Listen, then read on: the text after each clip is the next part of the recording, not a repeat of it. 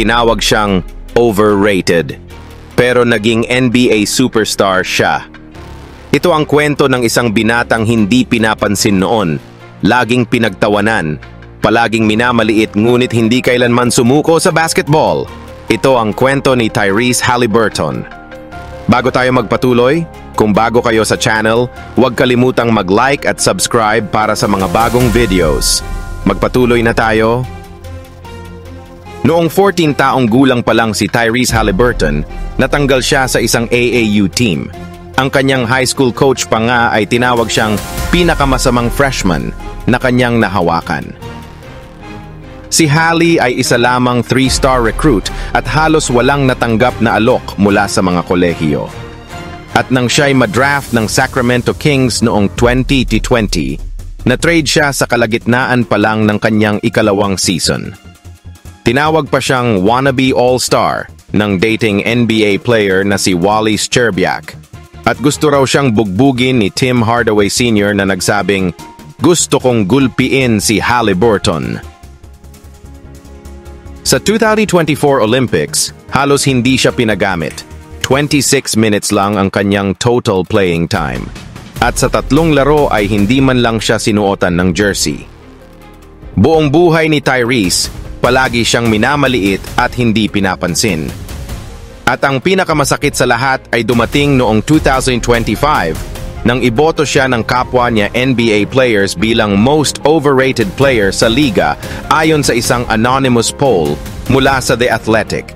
Pero taliwas sa paniniwalang ito, si Tyrese Haliburton ay hindi kailanman naging overrated.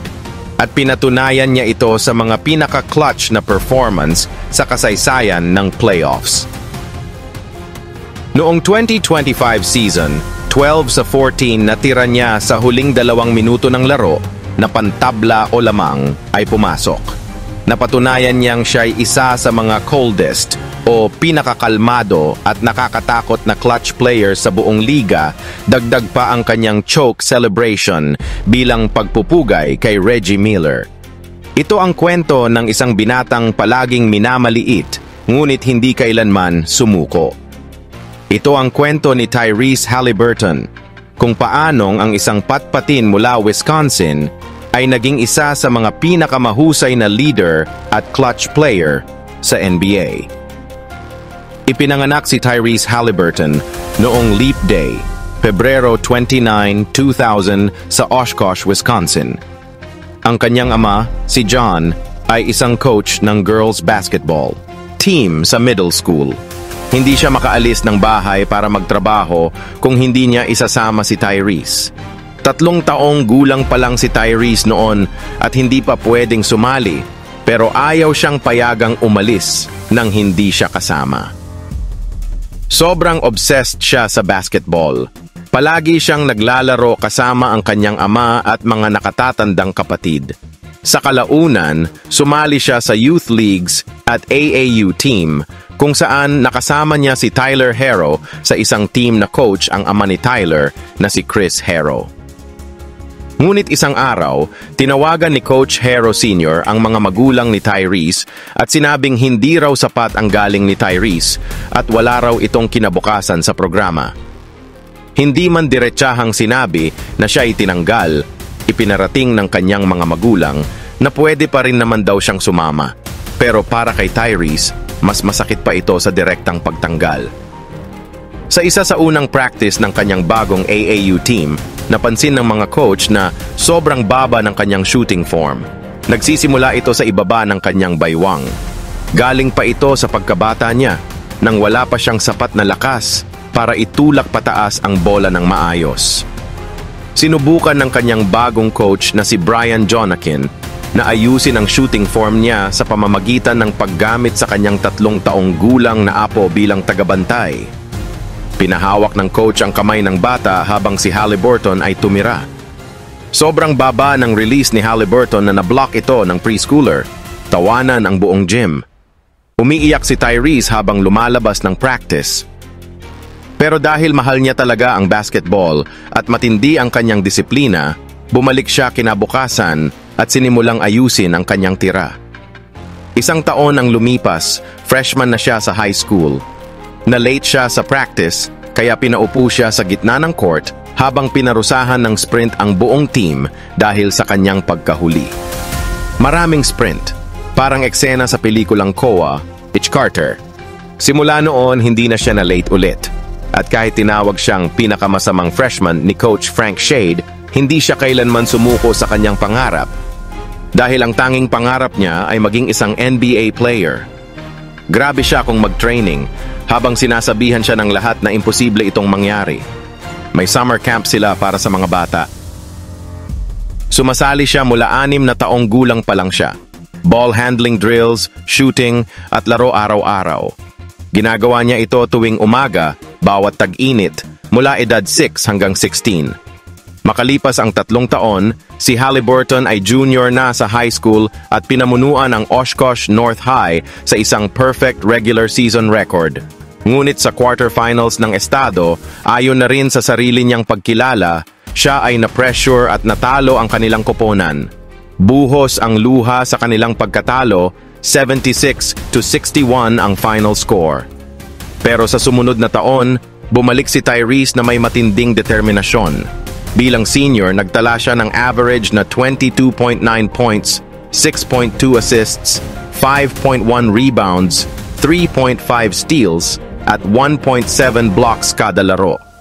Pinangunahan niya ang Oshkosh North sa 26-1 na record at kanilang kauna-unahang state championship sa kasaysayan ng paaralan. Umiskor siya ng 30 puntos sa finals, kabilang na ang 18 for 18 sa free throw line. Pero kahit ganoon kaganda ang kanyang performance at may kampyonato pa, hindi pa rin siya pinapansin sa national level. Walang interes ang mga recruiter sa isang manlalaro mula sa maliit na bayan sa North Wisconsin. Pero nang masilayan siya ng live ng mga coach mula sa Iowa State, agad nilang nakita na may kakaiba kay Haliburton. Hindi lang ito tungkol sa mataas na basketball IQ, pulidong pasa, 6'5" na tangkad, or 6'8" na wingspan. Ang una talagang mapapansin kay Tyrese ay ang kanyang kakayahang makihalubilo sa kahit sino. Ang kanyang karisma. Marunong siyang pumuntos, magpasa, pero higit pa roon ang dala niyang presensya. Pinagmasdan ko ang kanyang kilos. Pinagmasdan ko ang kanyang personalidad. Pinagmasdan ko kung paano siya makipag-usap. Mga referee, maayos ang pakikitungo niya. Nakikipag-usap siya sa kanila, pero hindi niya ito nainis. Para bang may connection siya sa lahat. Tapos bigla na lang siyang makikitang kausap ang mga kakampi niya o ang mga coach. Ang lakas ng dating niya. Ang head coach ng Iowa State ay si Coach Steve Prohm. Naging malapit ang relasyon nila. Nagpalaki na siya ng 3 NBA guards at nakita nito ang potensyal kay Tyrese. Kapag ang isang coach na gano'n ang reputasyon ay naniniwala sa'yo, hindi mo pwedeng palampasin ang ganong oportunidad. Bilang freshman, para siyang espongha, lahat ng turo ng coaches at ng mga veterano sa team ay sinisip-sip niya at isinasabuhay. At kahit hindi kahanga-hanga sa unang tingin ang stats niya, 6.8 points, 3.6 assists, at 3.4 rebounds lang per game, may kakaiba kay Haliburton. Sa unang bahagi pa lang ng kanyang freshman season, dumalaw ang isang NBA scout sa practice ng Iowa State. Pagkatapos ng ensayo, tinawag niya si Coach Prohm at tinanong kung sino sa mga manlalaro ang inaasahan niyang pinakamataas ang draft pick. Sabi ni Coach Prohm, malamang si Talen Horton Tucker daw iyon na sa kalaunan ay na-draft bilang ika-46. Pero laking gulat niya nang sabihin ng scout na si Haliburton ang pinakamataas na madraft. Kahit 10 college games pa lang ang nalalaroan ni Hali noon. Pinanood ko siya buong practice, sabi ng scout. Nakikinig siya sa mga veterano. Pasok siya sa sistema nyo. Marunong tumanggap ng coaching. Palaging positibo ang asal. Laging may enerhiya. Siya ang magiging pinakamataas na pick mo. Bagamat maganda ang shooting ni Haliburton bilang freshman, 52% FG at 43% mula 3, at nanguna sa assist-to-turnover ratio sa buong Big 12, alam niyang kailangan pa niyang maging mas agresibo, palakasin ang katawan, at matutong gumawa ng sarili niyang tira. Bilang sophomore, umangat ang kanyang stats. 15.2 points, 6.5 assists, 5.9 rebounds at 2.5 steals kada laro, habang nananatiling epektibo sa 50% FG at 42% sa tres. Ngunit sa kalagitnaan ng season, nabalian siya ng pulso. Sinubukan niyang bumalik kahit hindi pa lubos na magaling at muling na-injury ang parehong pulso na tuluyang nagtapos sa kanyang season. Sa puntong iyon, si Haliburton ay isa na sa mga itinuturing na lottery pick. Alam niyang madraft siya at magiging milyonaryo. Isa siya sa mga top point guards ng draft class. Depende sa resulta ng lottery, marami ang nagsasabing baka mapunta siya sa New York Knicks. At habang ang ibang manlalaro ay aalis na sa kolehiyo at magfo-focus na lang sa workouts para pataasin ang draft stock, nanatili si Haliburton sa Iowa State. Sumusuporta sa kanyang koponan, uma-attend ng bawat practice at nanonood ng bawat laro. Pero kahit isa siyang mahusay na kakampi, may mataas na efficiency at may magandang laki para sa isang point guard, muli na namang hindi pinansin si Tyrese sa 2020 NBA Draft. Si Haliburton, yan ang tipo ng player na handa na agad maglaro, di ba? Hindi pa siya 22 anyos, 20 lang siya nun.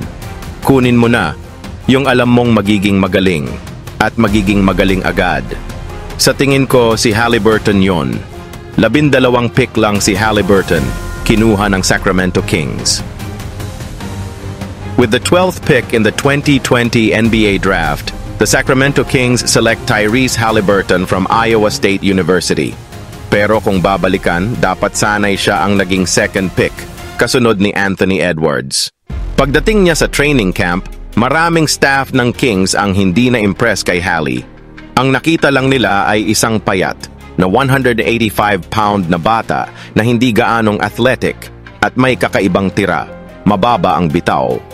Pero nang magsimula ang season, pinatahimik ni Haliburton ang lahat ng duda sa kanya.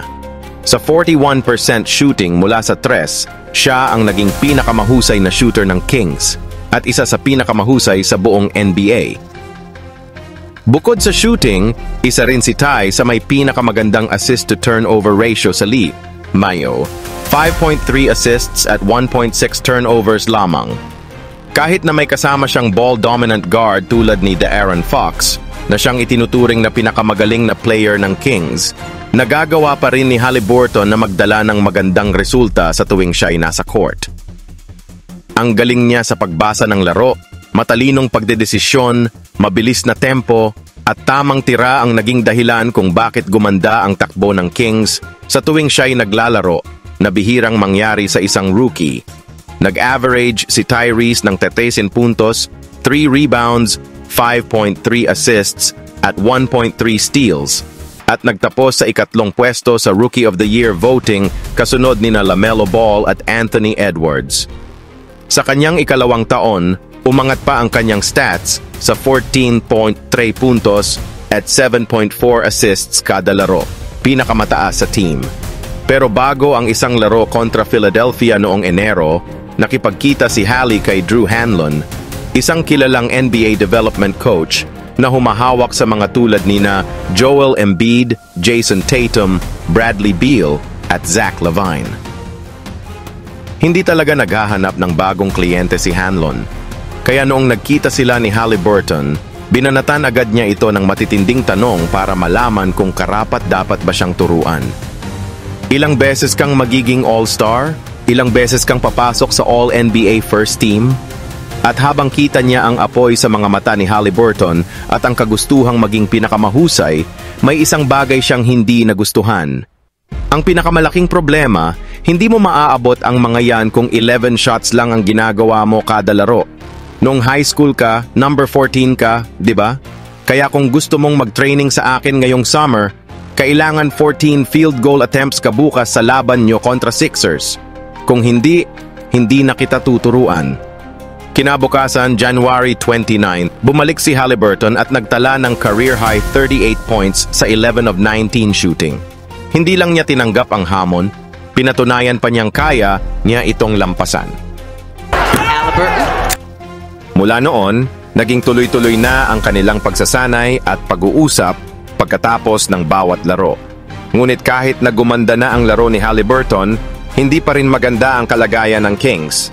20 panalo at 35 talo, wala sa playoff picture. Kailan huling nakapasok sa playoffs ang Kings? Ilang taon ka na nun? Nasa 8 siguro ako nun. O baka 7. Bata pa talaga ako nun. Kailangang lumaki ng lineup ng Kings. At dahil meron na silang franchise point guard sa katauhan ni Fox, logical na i-trade si Haliburton, ang pinaka-valuable nilang asset. Nagkasundo ang Pacers at Kings. Pinadala ng Indiana sina Domantas Sabonis, Jeremy Lamb, at Justin Holiday sa Sacramento kapalit nina Tyrese Haliburton, Buddy Hield, at Tristan Thompson. Sa unang tingin, parang panalo para sa parehong teams. Pero ang totoo, Indiana ang tunay na nanalo sa trade na ito. Ang Pacers ang malinaw na panalo rito. Malinaw. Para sa akin, siya yung tipo ng player na laging tama ang desisyon. May playmaking, may shooting, pinapagalaw ang bola. At oo, marunong din siyang dumepensa. At higit sa lahat, mahal na mahal niya ang basketball. 2 practice lang ang inabot bago tuluyang nabago ni Haliburton ang estilo ng laro ng Pacers. Mas mabilis ang outlet passes. Mas maaga ang bitaw sa 3.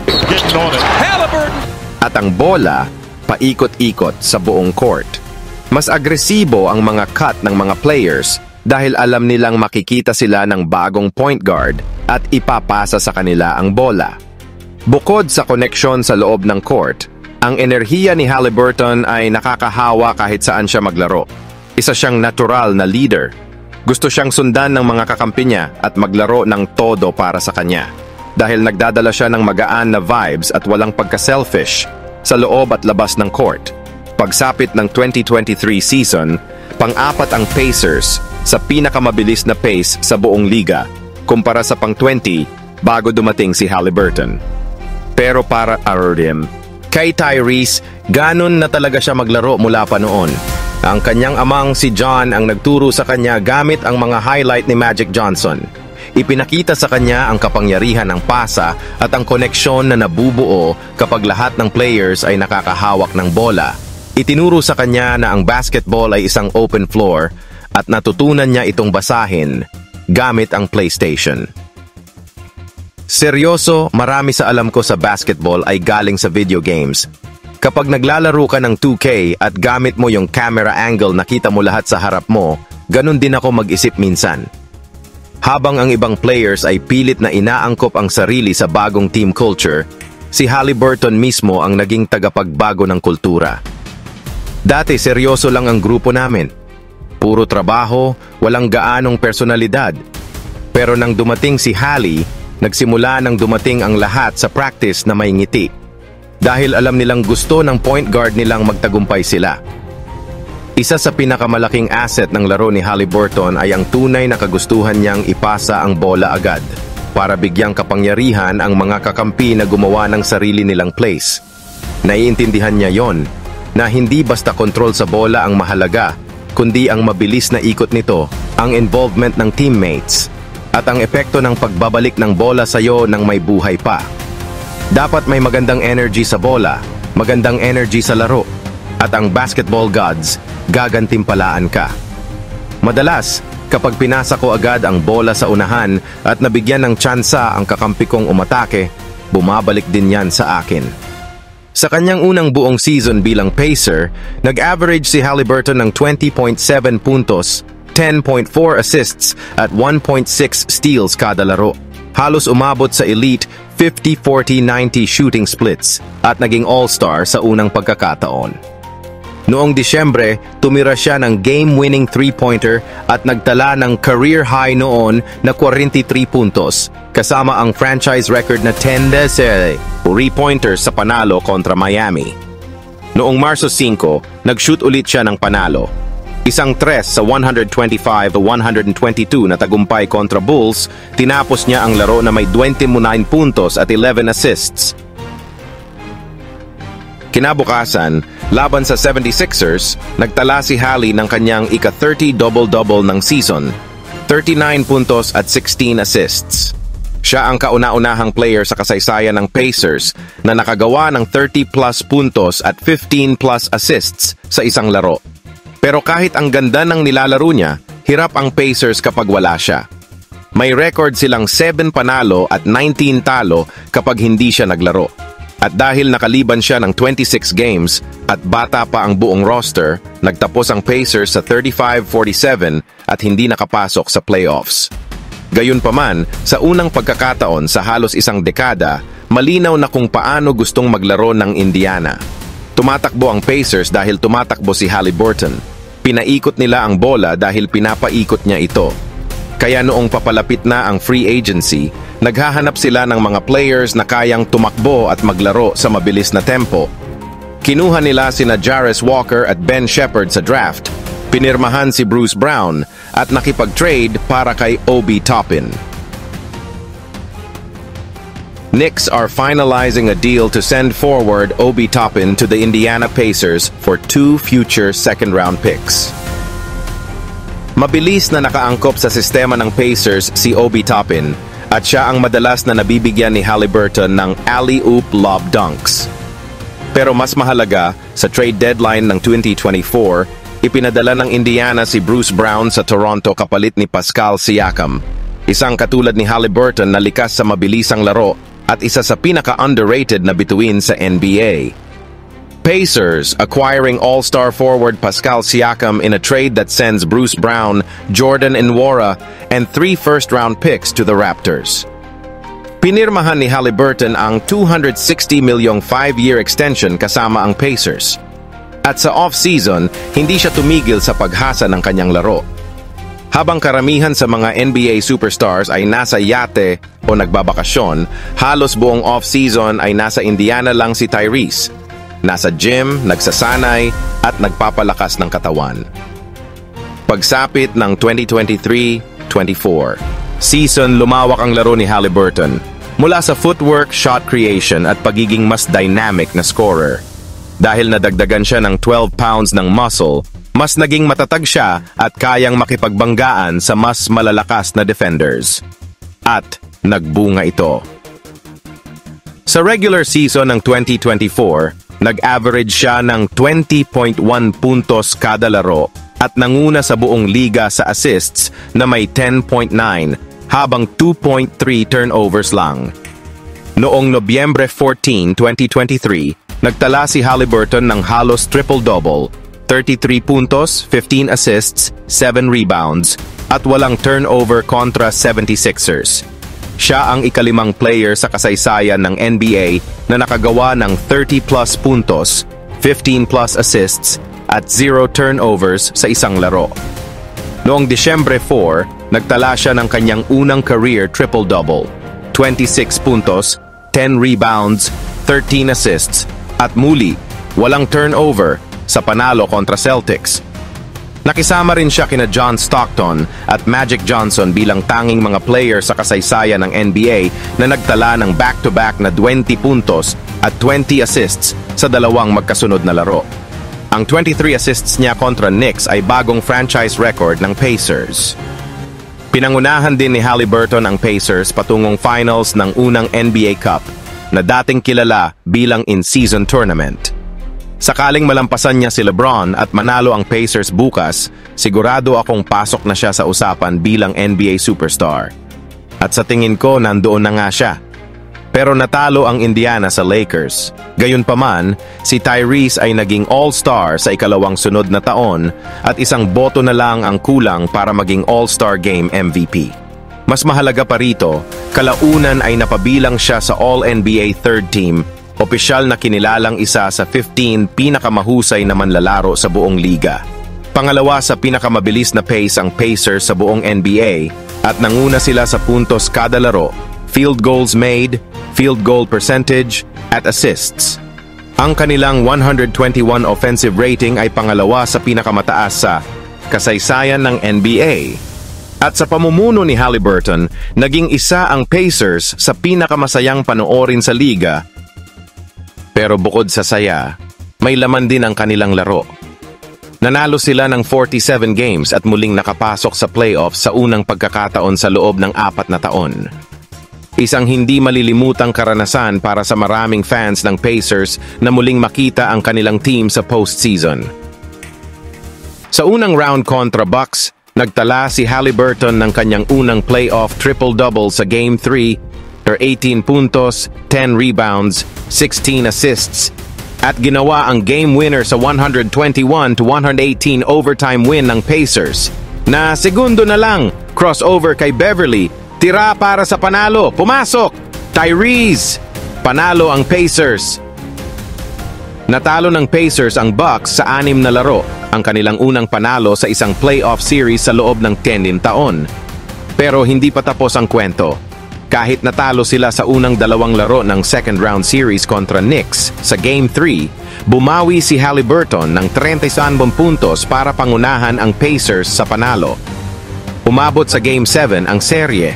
Dumating si Tyrese suot ang hoodie na may kilalang Reggie Miller choke sign mula sa Knicks-Pacers series noong 1994. Pero ang trash talk ay gumagana lang kapag may kayang patunayan. And si Tyrese, pinatunayan niya ito. Nagtala siya ng team-high 26 puntos sa 10 of 17 shooting, kabilang ang 6 na 3-pointers para pangunahan ang Indiana sa panalo, kung saan nagtala sila ng pinakamataas na field goal percentage sa kasaysayan ng NBA playoffs. Tara na, yes, yes! Sa kasamaang palad, sa ikalawang laro ng conference finals laban sa Celtics, nagtamo si Haliburton ng hamstring injury at idineklarang out na para sa natitirang bahagi ng serye na nagtapos sa pagkakasweep ng Pacers. Pero gumaling si Haliburton sa tag-araw at pinili siyang maging bahagi ng Team USA para sa 2024 Paris Olympics. Kumusta ka na? Ayos ka lang? Nandito ako bilang kinatawan ng USA Basketball. Oh, wow! Noong unang pagkikita ng Team USA roster sa unang linggo ng Hulyo, sinabi ni Coach Steve Kerr habang nakatingin sa conference room na nakikita niyang may 12 future Hall of Famers sa kanilang grupo.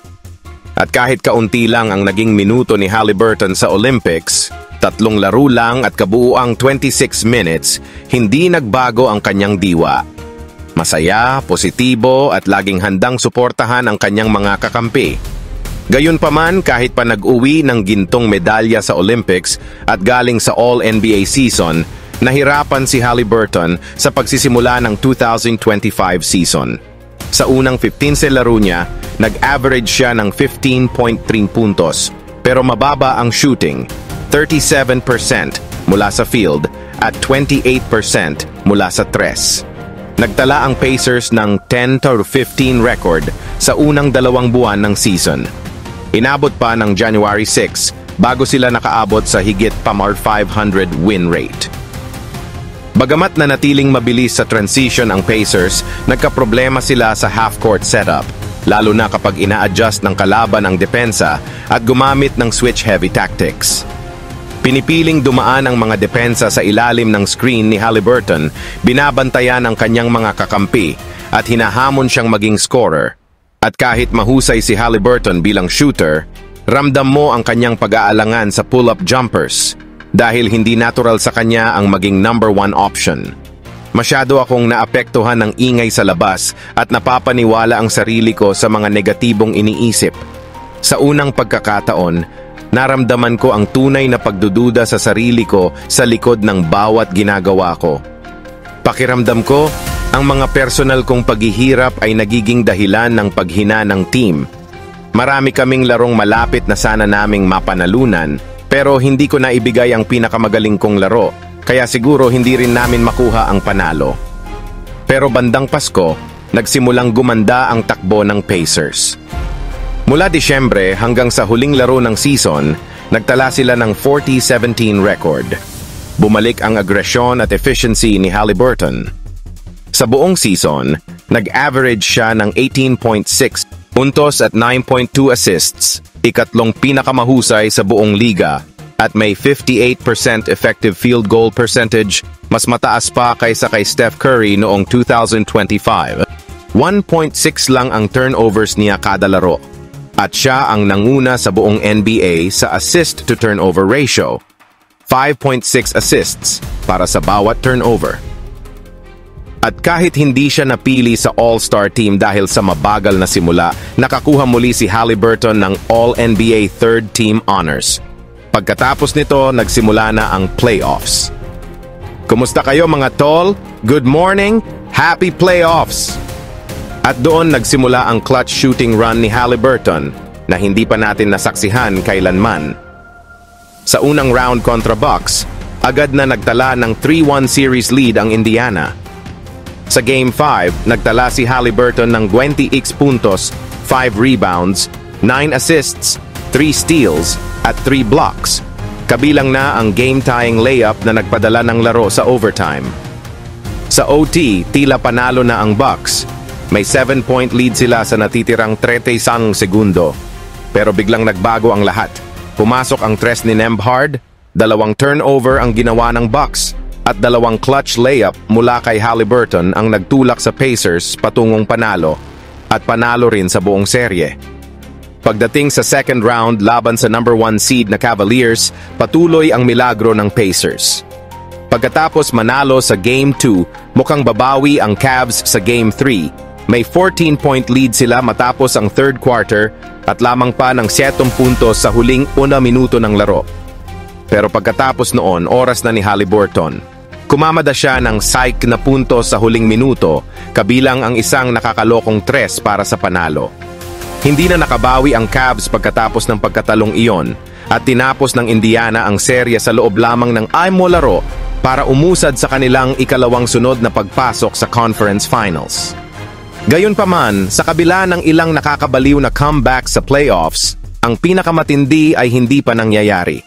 Sa Game 1 ng Conference Finals laban sa Knicks sa Madison Square Garden, probability 100% na raw ang panay. Loeng Knicks, base sa kasaysayan ng NBA na walang sinumang team ang nakabalik mula sa ganitong kalamangan sa playoffs.